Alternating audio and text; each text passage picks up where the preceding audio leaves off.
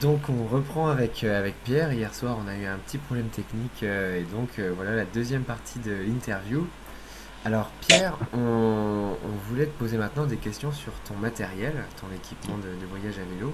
Ouais, Et par exemple, déjà quel vélo tu as? Et puis après, qu'est-ce que tu prends? Combien de sacoches ou peut-être une remorque? Quelle tente tu prends? Quel réchaud? Je sais pas. Est-ce que tu peux nous parler un peu de ton équipement, s'il te plaît? alors je me suis. Enfin, c'est la question du choix du matériel aussi, du coup. Tu vois. Pourquoi tu l'as, enfin, ce que j'ai et pourquoi je l'ai. Euh, donc, je l'ai choisi pour mon grand voyage de 2012, où j'étais un néophyte du voyage à vélo. J'avais lu des bouquins, enfin, un bouquin qui me. Parce que tu vois, tu essaies de te préparer, puis le matos, c'est important. Et puis, donc, il m'avait inspiré enfin, sur les vélos. Et puis, mais je suis allé voir les mecs chez Randocycle, ça doit être le spécialiste du voyage à vélo à Paris. Je pense qu'il a son nom doit pas mal tourner parce il a dû faire pas mal de vélos de voyageurs. Il m'avait bien conseillé, donc je me suis aussi surtout laissé porter par le choix du professionnel. Quoi. J'ai jamais été expert du matériel de voyage en vélo. J'ai quand même choisi donc de prendre un vrai vélo de voyage, d'acheter un vélo spécifique pour le voyage, donc avec le budget. Donc mon vélo coûtait 1500 euros. C'est ce qu'on appelle une randonneuse, un mélange, enfin c'est un VTT. Pour moi, c'est comme un VTT, mais solide, quoi. Avec toutes les pièces sont solides. Le cadre Surly, long haul trucker Surly. La moitié des voyageurs qu'on croise ont ça. Pardon? Je dis, ouais, c'était un modèle très apprécié. Ouais, ouais, ouais, ouais, ouais. Même que, enfin, sur la route, comme j'ai croisé pas mal de voyageurs en Amérique du Sud, ouais, un sur deux, ils ont le Surly, les copains de Surly, quoi. Euh, donc ça, puis après, bon, bah, sur le vélo, je sais plus vous dire quel groupe j'ai, mais bon, c'est du solide, quoi. Euh, et les pneus Schwalbe Marathon, et ça pareil, tout le monde les a. Vraiment, j'ai rarement croisé des gens qui avaient pas ça, quoi. Donc mon matériel, donc c'est la randonneuse classique avec sacoche, avec les quatre sacoches. Et donc, enfin, oui, non, je me suis quand même porté sur le choix des sacoches plutôt que la remorque. Et je m'étais quand même beaucoup posé la question. Il m'a semblé que la remorque, c'est plus adapté pour quelqu'un qui n'a pas un vélo adapté au voyage, qui a son vieux vélo, quoi, et justement, pour pas l'abîmer, pour pas mettre trop de poids dessus, c'est bien d'avoir une remorque. Euh, je crois. Mais je peux pas dire grand chose de la remorque puisque j'ai pas essayé, donc j'ai pas la comparaison pour dire l'un est mieux que l'autre. Mais bon, on le sait, il y a des avantages dans l'un et l'avantage dans l'autre. Ça, on le sait. Euh, Tu as quel modèle donc, de le vélo, sacoche? ouais. Tu- Quelle est ta marque de sacoche? Tu as des Hortlib ou... Les Hortlib, ouais, ouais, ouais. Alors, pareil, je suis allé chez le voisin de Randocycle qui est Rando, Rando campeur, je sais plus quoi, enfin, qui a tout le matériel de voyage à vélo. Et je me suis laissé guider aussi, mais globalement, j'ai les Hortlib, ouais. Ouais, ouais, qui ont tenu la route, pas de souci. Et donc, enfin, il y a des gens qui partent avec un vélo pas spécialisé et pas cher, et c'est pas un mauvais choix non plus, hein. Mais enfin, surtout quand on n'a pas le budget, en fait. Et ça prouve qu'on peut partir un an de voyage avec un vélo à 200 euros. Ça marche, quoi. Je pense que ces gens-là, ils ont plus de problèmes techniques. Après, c'est une aventure aussi, les problèmes techniques. Euh, le cadre qui pète, on doit aller faire réparer. Enfin, mais donc, en ayant mis le budget, j'ai jamais eu à me soucier de problèmes techniques, des gros, quoi. J'ai jamais, j'ai roulé 20 000 kilomètres, non 25 000 maintenant, j'ai jamais changé un rayon de ma vie. Je sais pas faire, je l'ai pas fait. Euh, j'ai dû changer, enfin, les gros changements, je les ai fait faire par un professionnel. Donc après, je démonte mon vélo pour le mettre dans l'avion, enfin, tu mets des coups de clé par-ci par-là, mais rien de très très technique, j'ai dû faire. Voilà. Et puis, ouais, on me disait en termes de tente, est-ce que tu as une tente que tu as choisie pour certaines raisons, et puis est-ce qu'elle te convient, est-ce que tu en as changé? Ouais, je l'ai choisi pareil, je suis allé au Vieux Campeur et je me suis laissé guider par le professionnel qui m'a donné une bonne tente. Big Agnès, c'est une marque D'accord. américaine, 2 places, ça me semble bien, 2 places, 1 kilo, j'avais insisté sur le faible poids et ben je l'adore. Pareil, elle a fait, mais quoi, ça fait 1 an et 6 mois de voyage. Bon, et d'autres, hein, mais puis du coup, elle a 2012, elle a 6 ans. Et ben, ouais, génial, non, toujours là. Toujours là, elle a jamais cassé, pas de problème. Euh, Chez Big Agnès, c'est la Fly Creek ou c'est... exact, ouais, UL2, Ok. Flag Creek Ouais, pour plus 2 personnes. traditionnel, ouais. Donc, ouais, bah, je la recommande, hein. Elle tient la route, elle est toujours là, toujours avec moi. Super. Légère, facile à monter, j'adore. C'est Ouais. une tente C'est une d'autoroute. autoportante, il me semble, ouais. Oui, oui, oui, oui. Ça, c'est important. J'ai passé pas mal de.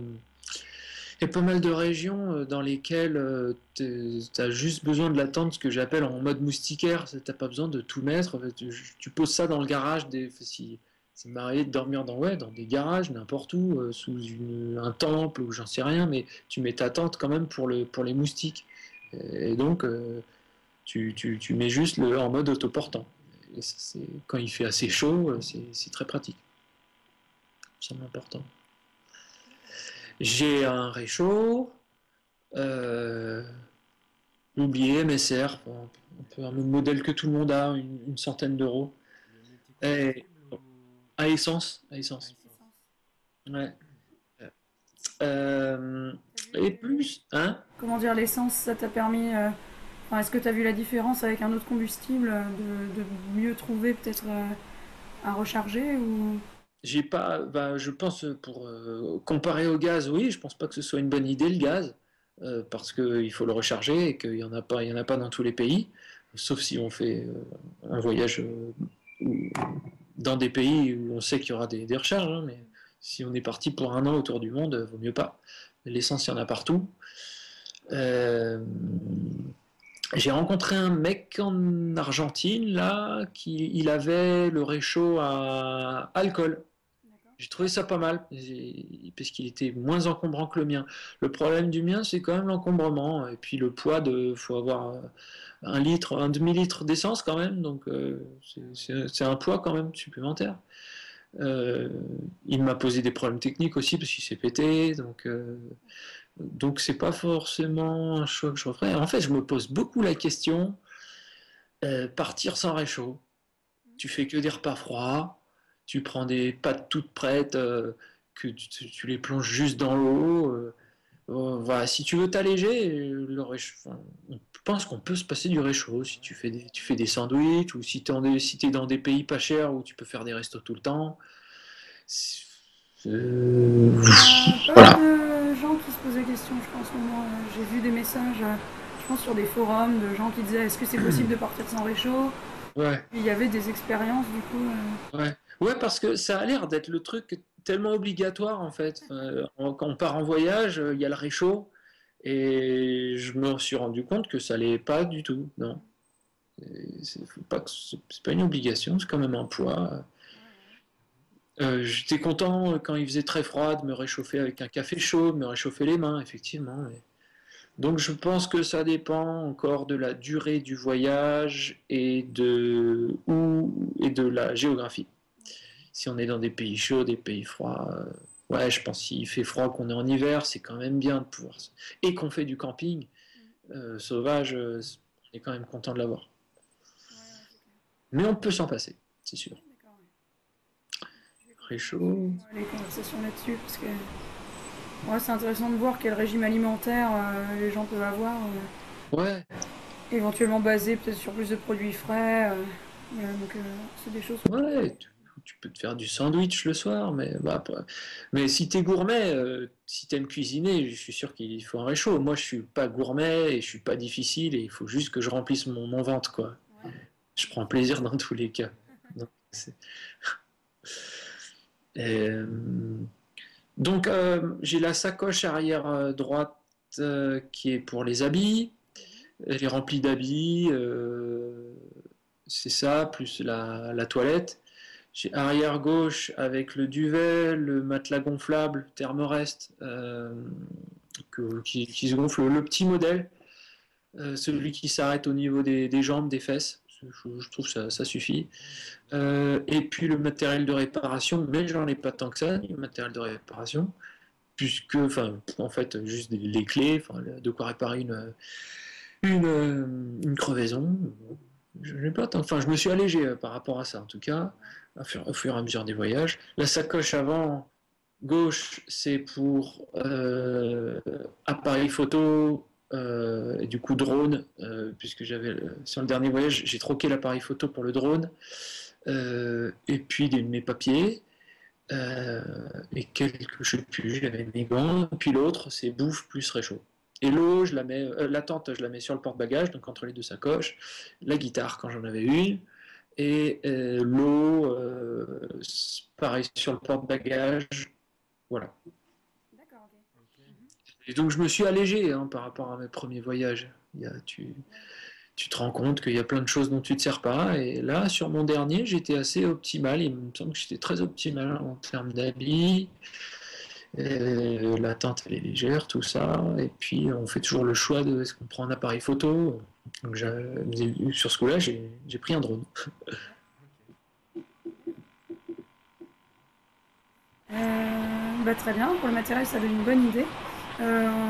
Ouais. Tu penses que tu pèses combien là enfin, vélo, matos ou juste le matériel là Le vélo, il fait 17. Les sacoches, elles doivent faire 20. Et selon la bouffe et l'eau, 25, 20, Ouais, c'est pas 30, mal, ouais. C'est assez 5, léger. 20. Puis avec Et la j'ai tente. croisé. Hein? Et la tente Pardon. de 1 kg. C'est rien. Et ouais, dont la tente de 1 kg, c'est pas mal. Ouais. J'ai croisé pas mal de gens là, donc en Amérique du Sud, au niveau de la Bolivie, Argentine. Et j'ai trouvé que j'étais parmi les plus légers. J'ai trouvé qu'il y en avait. Ils ont les 4 sacoches et ils ont aussi un gros sac par-dessus. Ouais. Plein de choses et je me dis mais enfin sachant que moi tout rentre dans mes sacoches mais qu'est-ce qu'ils peuvent bien avoir dans ce gros sac énorme et j'ai de la place encore dans mes sacoches et ouais il m'a semblé que j'étais parmi les plus légers je me demande mais qu'est-ce qu'ils peuvent bien emporter hein. Certains On verra dans les autres interviews s'il y a des gens qui trimballent 40 kilos de bagages. ouais, ouais. Et la sacoche avant, tout je sais pas, le petit livre du moment, les papiers, l'argent, tout ma clé Allen, voilà. Il y a la sacoche avant qui est remplie quand En voyage, c'est quoi ton budget par jour en général? même. Hum, dans le voyage en 2012, on a fait les comptes à la fin, c'est plus après qu'on s'en est rendu compte, puisqu'on n'avait pas de budget, on voyageait assez pauvrement, sans se refuser un hôtel de temps en temps, quoi. On était à 500 euros par mois. D'accord. Ouais, on était à 400-500 euros par mois. D'accord, ok. Pour tout le monde, enfin, pas Pour- chacun, par mais personne. par personne. Par personne. Ouais. Une quinzaine d'euros par jour alors. Ouais, Ouais, c'est ça. Alors, c'est quand tu fais du vélo. Je vous ai expliqué que je concevais mon voyage d'étape en étape, de grande ville en grande ville. Et quand tu fais du voyage, il y a des jours, tu dépenses rien, ou sinon peut-être 1 ou 2 euros de bouffe. Enfin, il peut se passer une semaine justement comme ça où tu dépenses rien. Et puis après, tu arrives en ville, tu te reposes, tu te payes un hôtel. D'un coup, tu es un backpacker, donc tu payes un hôtel, tu vas faire l'attraction du coin, tu te payes des restaurants plus chers, parce que tu as t'as la flemme de te faire de la cuisine. Enfin, bon. Mais donc, je pense que je voyage. Euh, euh, je pourrais voyager bien plus pauvrement. Voilà. Voilà. J'avais pas de budget. Euh, J'étais pas très très serré au niveau budget. Tu dois pouvoir encore faire encore moins, notamment quand tu es posé dans les villes, tu prends l'auberge la moins chère possible, ou tu fais le camping le plus pourri, Ou du et warm shower, tu te fais à manger, hein. ou du warm shower, tu Ouais, ah oui, bah oui, bien sûr, oui, tu fais du couchsurfing, du Hampshire, j'en ai fait beaucoup en 2012. Ouais, ouais, ouais, il y a moyen d'être bien moins cher que moi. Ouais, et puis 15 euros par jour, c'est quand même pas extravagant non plus. Enfin, Ouais, c'est clair. c'est, c'est cool. Ouais, ouais, ouais. Ouais, ouais, ouais. Mais oui, mais il y en a Enfin, pour non, ça comprenait les billets de train Ah oui, en plus. Ah oui, Ouais. éventuels aussi, hein, ça. C'était tout ce qui n'était pas matériel que tu as acheté avant, ni le Ouais, billet ouais, ouais. d'avion de retour, quoi. Bon, on te ok. comprend, tu vois, nous en ville, en général, on prend, on s'autorise largement d'aller voir des choses qu'on a envie, s'il y a un musée qui nous plaît. Ouais, Enfin, ouais, ouais, ouais. on se fait un resto. Enfin, je pense Oui, faut quand même, bon, à moins que ce soit un objectif d'être extrêmement minimaliste, faut quand même pas s'empêcher de tout juste parce qu'on oui, fait un voyage à vélo. mais ça dépend du budget. Il y a vraiment des Ouais, gens qui ont pas un rond et ils décident de partir. mais ils ont Et raison, du coup. c'est tant mieux, ils ont raison. Ouais. Et t'en as aussi beaucoup qui pensent, qui donc n'ont pas voyagé et qui pensent justement qu'il faut beaucoup, alors que, enfin, ils pensent qu'ils n'ont pas assez, alors qu'ils pourraient, en voyageant très très pauvrement, ils pourraient le faire, puisque j'en ai rencontré beaucoup. On en a connu un qui voyageait pour 5 euros par jour, par exemple. On se disait, là, ça lui coûte pas cher, quoi. Ouais, ouais, ouais, c'est peut-être le minimum, c'est peut-être un truc comme ça, effectivement. Ça donne espoir voilà, pour les gens qui auraient pas beaucoup de ressources. Et puis, comme tu disais tout à C'est l'heure, ça. avec le matériel, c'est pas forcément, on n'est pas obligé de partir avec du matériel flambant neuf, quoi. Enfin, Ouais, ouais, ouais, si, quoi, on se débrouille toujours, hein. Donc, exactement. Il y a trop de lumière là, le reflet, je décale. Voilà. Et donc, tu me disais que ton itinéraire, tu allais de ville en ville. Mais Ouais. quelle ville? Comment est-ce que tu dessinais ton itinéraire? Est-ce que tu avais un truc un peu prévu à l'avance ou c'était au jour le jour? Euh, de proche en proche. Euh, Ça me semble bien d'avoir un objectif principal quand même.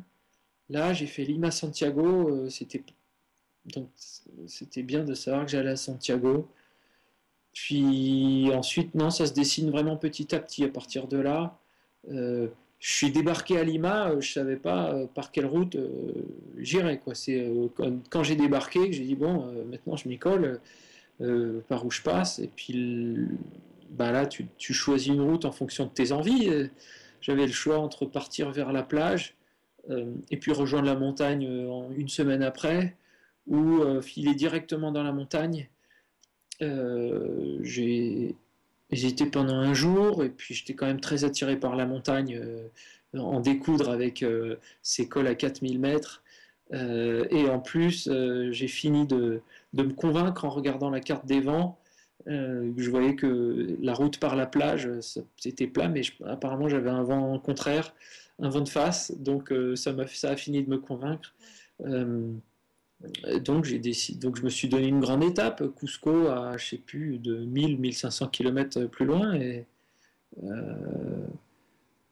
donc ça c'est une étape à moyenne échelle, et puis après c'est au jour le jour quand même.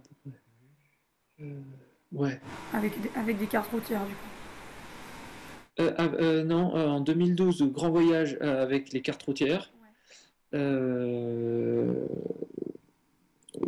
Euh, oui, donc à petite échelle en Europe, et puis plus ça va, plus de toute façon tu peux pas trouver des cartes à petite échelle. J'avais la carte à l'échelle du pays, mais ça suffit parce qu'il n'y a pas beaucoup de routes. Et donc j'ai fait que des cartes. Et là sur mon donc Paris-Maroc, j'ai fait que la carte. Et là, sur ce voyage, bah, j'avais acheté mes cartes, là, donc les 3 mois à Amérique du Sud, je les avais acheté mes cartes. Et rapidement, je me suis rendu compte que c'était pas assez précis. Parce que j'avais envie de prendre les plus petites routes, les pistes. Et donc ça va pour les routes principales, mais euh, enfin, c'était à l'échelle du pays, hein, mes cartes. Et tu pouvais. Enfin, ils te montraient une piste, une route qui avait l'air en piste, mais en fait, il y en avait 10 et qui étaient du même niveau. Donc, c'était vraiment pas bien. Du coup, je suis parti sur Google Maps. Ouais. Du coup, ouais, je suis parti sur Google Maps sur tout mon voyage là. Donc avec le GPS, ça aide quand même, enfin de mon téléphone.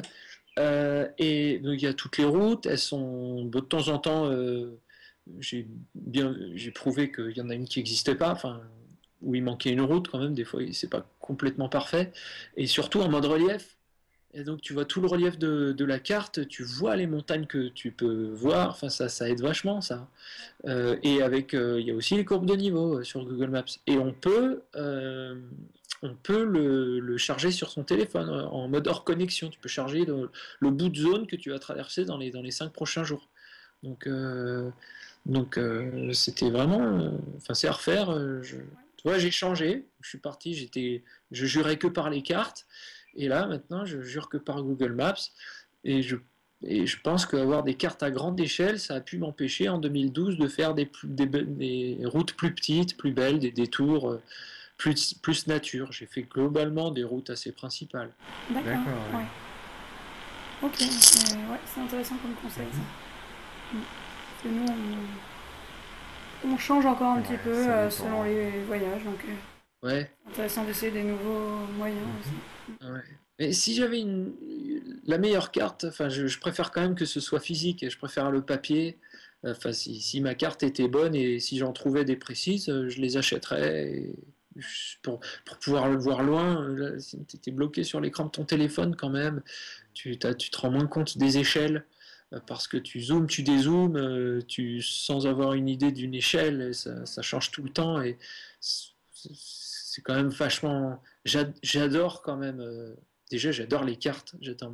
Et encore plus quand tu es tout seul, tu fais une pause, tu lis ta carte, et tu regardes tous les chemins possibles, puis jusqu'à tous les moindres détails, jusqu'à te permettre de décider de choisir une route plutôt qu'une autre. Tu regardes ce qui va t'arriver, enfin, c'est génial. Et c'est virtuel. Enfin, tu vois ta route de manière virtuelle et puis 3 jours plus tard, tu l'as faite, quoi. Donc tu revois ta carte, c'est plus la même chose puisque tu l'as fait, tu sais très bien à quoi ressemble cette route maintenant et les difficultés, où est-ce que ce col, enfin, ce col il était plus dur qu'il y paraît ou pas. Enfin, et c'est marrant, t'as le côté ce qui est déjà fait, tu connais, et puis ce qui est à faire, bah, ça reste le virtuel, le futur, tu sais pas, tout ça, tout ça est écrit sur ta carte. Tiens, ça me donne l'idée d'un article. Tiens. Ouais. Je ferai un article sur On fera ça, ouais. tous ces concepts-là des cartes. J'ai fait un article dans mon voyage France-Maroc il y a 2 ans. Je l'avais appelé Ma carte, mon doudou. Parce que c'est mon doudou, je l'ai toujours sur moi. À chaque fois que je fais une pause, je la pose et je regarde. C'est mon doudou, tu vois. Ouais. Et ça fait une bonne transition pour te demander justement si tu peux nous donner ton blog, là où justement les lecteurs pourraient aller retrouver tes voyages. Eh ben go sur pierrequiroulevoyage.com. Pierre qui roule, voyage tout attaché, voyage au pluriel.com. De Ouais, toute façon, on vous met le lien en dessous, ouais, on va mettre un lien en sans dessous. souci.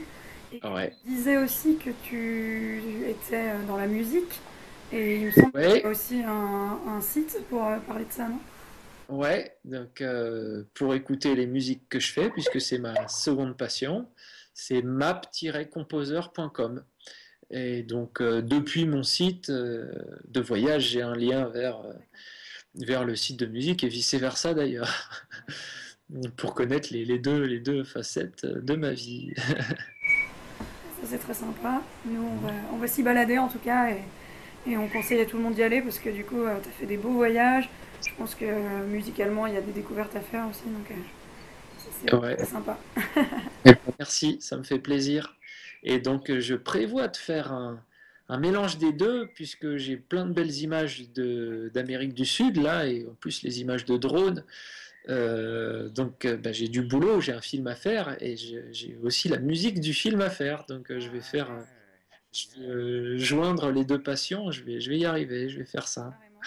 On verra peut-être ça en vente écran en festival du coup. Ah ouais, ce serait chouette. Ouais, ouais, ouais, je vais démarcher avec ce film.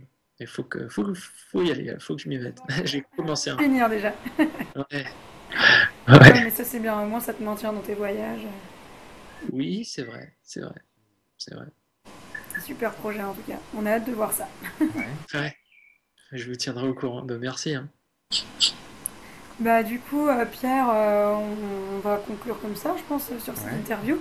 On voulait beaucoup te remercier parce que, enfin, toutes tes descriptions et ce que tu nous as raconté, ça nous a vraiment fait voyager, en ouais, fait. c'était très vivant. Et ça nous a donné plein de perspectives, même différentes de celles qu'on pouvait avoir. Et vraiment l'envie, là, de repartir pour mettre en application un petit peu, Ouais, tu parles. voilà, pour tester des points de vue, voilà, tout simplement. Et on a trouvé que c'était vraiment bien décrit et que ça retranscrivait vraiment des sentiments qu'on peut avoir sur la route. Donc merci beaucoup pour ça, c'est super. Cool, merci.